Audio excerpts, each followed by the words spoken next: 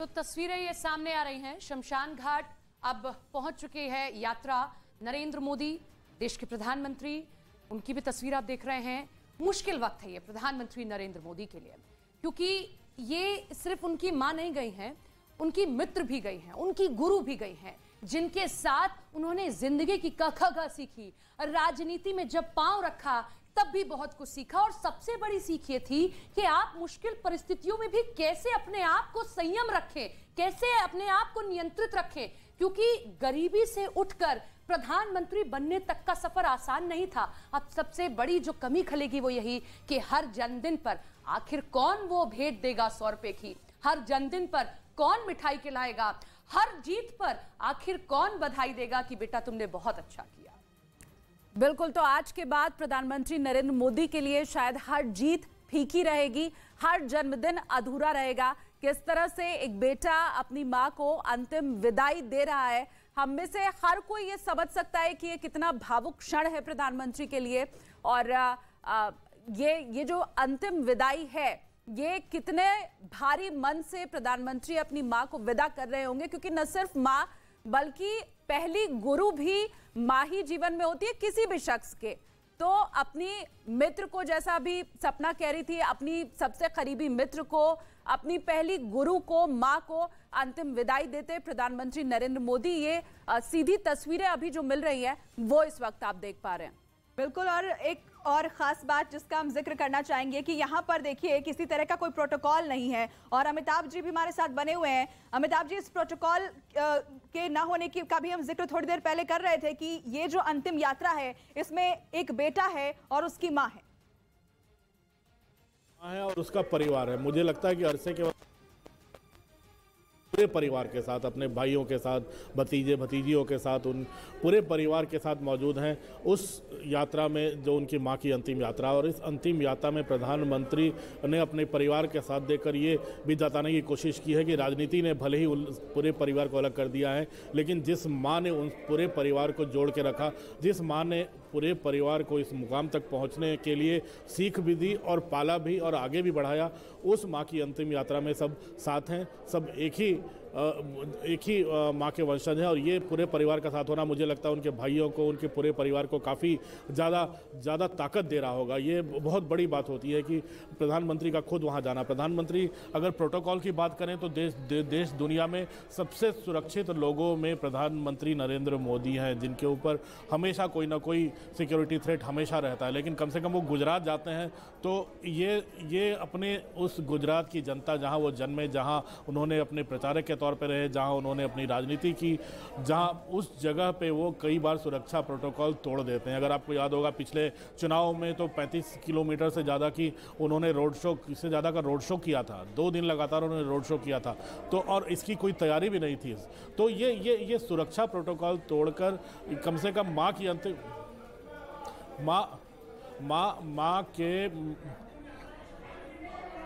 माँ की मृत्यु के बाद अगर परिवार की अंतिम यात्रा में तमाम लोग साथ हैं तो ये प्रधानमंत्री मोदी का बड़प्पन है। और सबसे बड़ी बात है कि प्रधानमंत्री मोदी और पूरे परिवार ने एक प्रेस नोट भी जारी किया है और देश की जनता से अपील की है कि अगर उनकी माँ को सच्ची श्रद्धांजलि तभी होगी जब आप अपने दिनचर्या के काम, जो आपका डेली का शेड्यूल है, जो आपके डेली के कमिटमेंट्स हैं, आप उसको पूरा करने में लग जाएं और माँ को अपने दिल से श्रद्धांजलि दें। वही उनकी माँ को सही ट्रिब्यूट, वही सच्ची श्रद्धांजलि दें उनके परिवार का। बात का जो पालन है वो प्रधानमंत्री नरेंद्र मोदी भी करते हुए दिखाई दे रहे हैं, क्योंकि उनके जितने भी तय कार्यक्रम हैं उसमें वो वर्चुअली शामिल होने वाले हैं।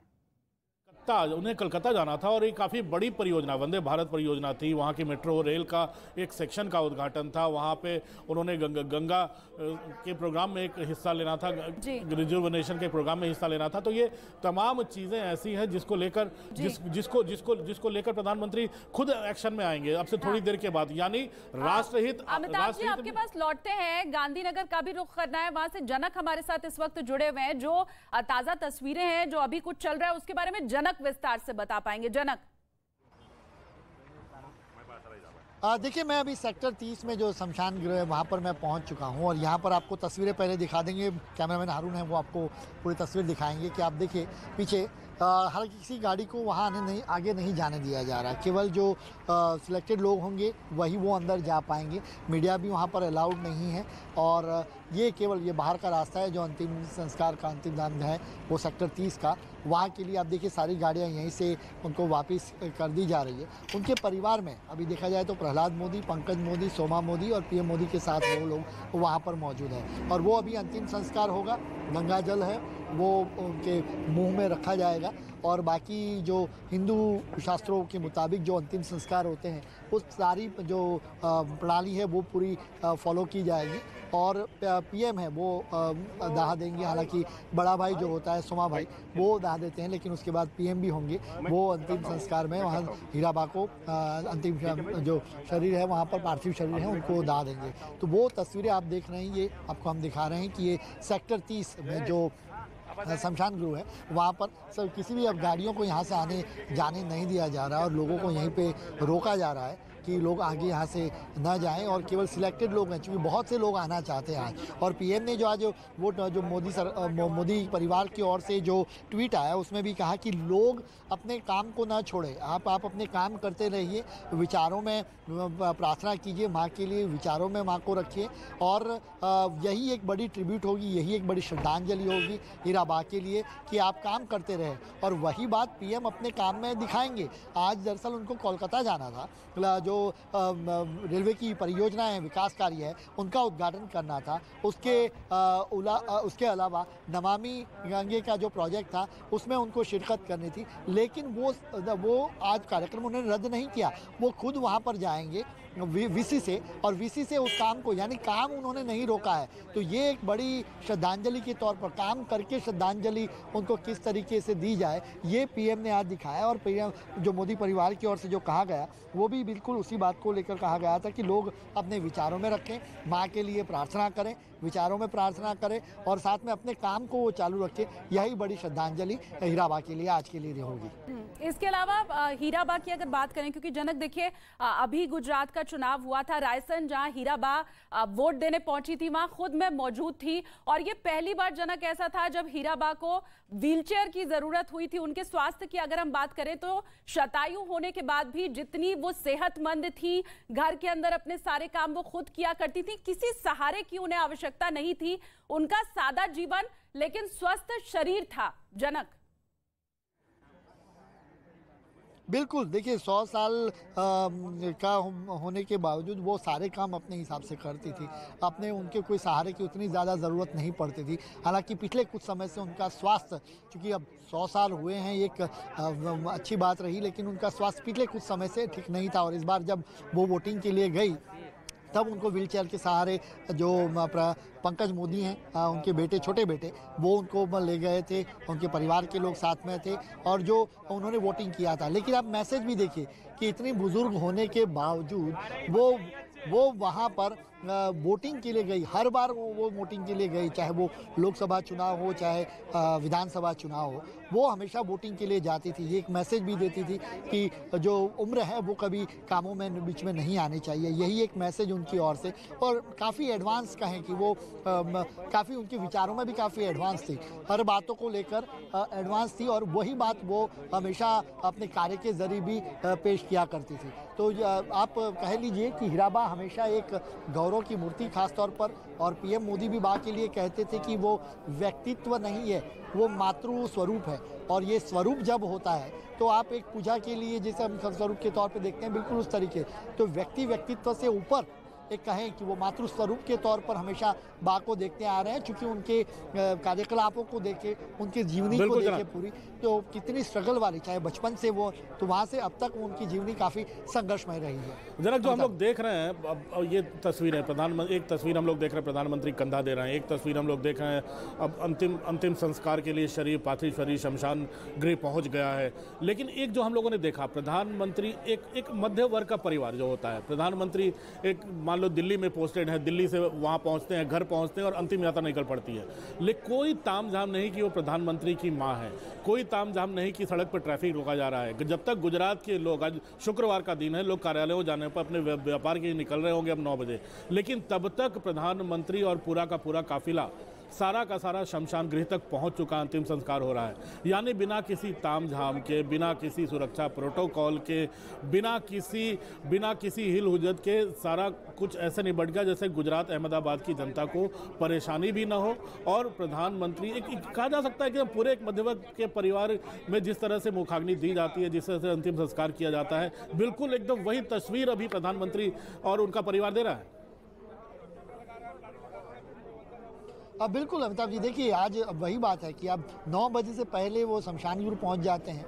और यही की बात कि आज शुक्रवार का दिन लोग सुबह से दफ्तरों के निकले और गांधीनगर में जो सचिवालय 10:10 पर वहाँ पर पहुँचना होता है सबको। तो ये बात यही कि लोगों को कोई तकलीफ ना हो, अड़चन ना हो। मैंने जब यहाँ पर उनके प्रोटोकॉल के मुताबिक जो प्लान बन रहा था, उन अधिकारियों से जब पूछा कि किस तरीके से प्रोटोकॉल होगा, तो उन्होंने सीधा हंसते हुए कहा कि जनक भाई कौन से प्रोटोकॉल की बात करते हैं, पीएम यहाँ पर आते हैं तो कोई प्रोटोकॉल फॉलो नहीं होता, खासतौर पर जब माँ को मिलने आते हैं। तो वही बात यहाँ कंटिन्यू रहेगी और बिल्कुल यही हुआ। मुझे जिस जानकारी दी गई थी कि वो खुद जो शववाहिनी है उसमें वो सवार होंगे, वो खुद कंधा देंगे। एक बिल्कुल नॉर्मल आम मध्यम वर्गीय परिवार में जो चीज़ें हम देखते हैं, बिल्कुल वही चीज़ें एक संदेश भी देने की कोशिश और वही ज़िंदगी जीते हैं वो। ऐसा नहीं कि वो उस तरीके का दिखावा, लेकिन वही ज़िंदगी उस तरीके की जीते हैं। उनका भाई का वो छोटा मकान यहाँ पे इससे पहले जब वो रहते थे गांधीनगर में, तो बिल्कुल सरकारी क्वार्टर्स हुआ करता था जो उनको सरकारी जॉब के हिसाब से मिलता था। उसके बाद ये अपनी रिटायरमेंट के बाद वहाँ पर शिफ्ट हुए। तो एक मध्यम वर्गीय परिवार में एक स्ट्रगल वाली ज़िंदगी शुरू से बचपन से अब तक की रही हो और हीराबा ने वो पूरा जीवन अपनी जीवनी में केवल संघर्ष देखा हो, वो अब जाके जब उनकी गौरव से जिया है। आज मुझे कुछ नेता से मेरी बात हो रही थी तो बोले कि सीधा जनक भाई बहुत गौरव भरी जिंदगी जी है हीराबा ने और हर बार जिंदगी जीकर एक मैसेज दिया है।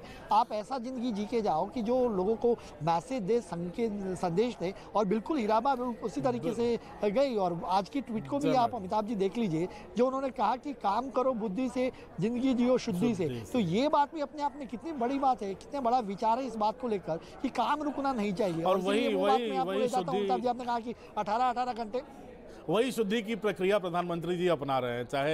चाहे भ्रष्टाचार से मुक्ति का मामला हो, चाहे राजनीति को परिवारवाद से दूर रखने का मामला हो, चाहे खुद को स्वस्थ रखने का मामला हो, चाहे कोरोना से जंग का मामला हो, पूरे देश को, दुनिया को प्राकृतिक उपचार, नेचुरोपैथी जिसको कहते हैं, योगा से हीलिंग, ये तमाम चीज़ों का संदेश जो प्रधानमंत्री दे रहे हैं उनके बचपन की बात है। आपने जनक बात की कि कैसे छोटे से गांधीनगर के एक सरकारी घर में रहते थे। हमने तो जनक वो भी घर देखा है जो वडनगर में था, वो 1.5 कमरे का मकान जिसका प्रधानमंत्री ने अपने ब्लॉग में भी जिक्र किया था। वो 1.5 कमरे का घर कैसा था आपने भी देखा। 2002 के चुनाव में जब मैं गया था, जब पहली बार वडनगर गया था, तब भी वो घर देखा था। वो घर तो बिल्कुल ये दिखाता था कि वो तो मध्यवर्गीय नहीं, वो तो बिल्कुल एक गांव के कॉर्नर पे, आउटस्कर्ट्स पे एक छोटा सा घर था जिसे एक गरीब किसान का घर बोल सकते हो। वो उस घर से निकलकर पूरा परिवार यहाँ तक पहुँचा है। उसका एक बेटा प्रधानमंत्री बना है, एक बेटा जो 16-17 साल की उम्र में, 18 साल की आयु में घर छोड़कर चला गया था और प्रचारक बनकर घूमता रहा, धीरे धीरे प्रचारक से राजनीति में आया। तो वो बेटा, उस बेटे पर हर माँ को फक्र होगा, लेकिन उस बेटे को भी अपनी माँ पर फक्र है क्योंकि उस जो सीख उसने ली है, जो राजनीति की राह उसने पकड़ी है, उस पर पूरी तरह से माँ की छाप साफ नजर आती है। और हीराबाई को शायद गर्व हो रहा होगा, उनकी आत्मा को भी बहुत शांति मिल रही होगी क्योंकि प्रधानमंत्री मोदी उनके कहे पर, उनकी मुश्किलों से जो सबक लिए हैं, उनकी बातों से जो सबक लिया है प्रधानमंत्री मोदी ने, उसको आम जीवन में, अपनी ज़िंदगी में, अपनी योजनाओं में जिस तरह से उसको इम्प्लीमेंट कर रहे हैं, वो पूरी दुनिया के सामने एक उदाहरण, वो जिस इम्प्लीमेंट कर रहे हैं वो पूरी दुनिया के सामने एक उदाहरण है कि प्रधानमंत्री मोदी ने कैसे अपनी माँ से सीख ली, कैसे अगर चूल्हे पर खाना बनाते अपनी माँ बहनों को देखकर प्रधानमंत्री ने उज्ज्वला योजना की कल्पना की, कैसे एक 1.5 कमरे में रहकर, 1.5 कमरों वाले घर में रहकर उनकी माँ ने जो अपने घर में काम करके, छोटे मोटे काम कर बर्तन मांजने का काम कर जिस घर में शौचालय बाथरूम नहीं थे, उससे प्रधानमंत्री ने सीख ली और पूरे देश में शौचालय बनाने की मुहिम उन्होंने शुरू कर दी। तो हर चीज़ प्रधानमंत्री के बचपन से समाहित है। एक गरीब परिवार से निकला हुआ एक छोटा सा बच्चा जो घर छोड़कर निकल गया था प्रचारक बनने के लिए, जो जो आज देश का प्रधानमंत्री है उसके हर फैसले पर उसकी अगर माँ की छाप नजर आ रही है तो मुझे लगता है इस पर प्रधानमंत्री मोदी को अपनी माँ पर गर्व है, वैसे उनकी माँ को गर्व हो रहा होगा। जनक, मुझे लगता है कि माँ बेटे को दोनों को एक दूसरे पर गर्व होगा कि माँ को लग रहा होगा बेटा प्रधानमंत्री पहुंचा है और बेटे को लग रहा होगा कि माँ की सीख जो मिली उसी से वो इतनी दूर तक पहुंचे हैं। जनक। बिल्कुल बिल्कुल अमिताभ जी, देखिए इस बात का आप बात कीजिए कि परिवार का कभी राजनीति से कोई रिश्ता ही नहीं रहा। पीएम हमेशा कहते हैं कि मैं तो कभी क्लास का मॉनिटर भी नहीं बना, और जबकि राजनीति में आना हुआ तो बेहद अनकम्फर्ट हुए कि वाकई में राजनीति में वो जी पाएंगे कि नहीं। लेकिन बात वही आती है कि जो उन्होंने कहा कि जो भी काम करना है वो इतना दिल से करना है कि राजनीति में भी जिनका कोई वास्ता नहीं था पूरा परिवार का, वो उन्होंने इतना बखूबी करके दिखाया। एक माइलस्टोन जिसे कहें आप प्रधानमंत्री को, वो करके दिखाया। वो क्या था, तो दरअसल वो एक संस्कार ही थे जो एक माँ ने उनको दिए थे कि जो भी काम करो आप दिल से करो और ज़िंदगी जीना है तो उसी तरीके से जियो। तो ये बात उन्होंने अपने जीवन में उतारी और यही बात वहाँ पर खासतौर पर देखी जा रही है।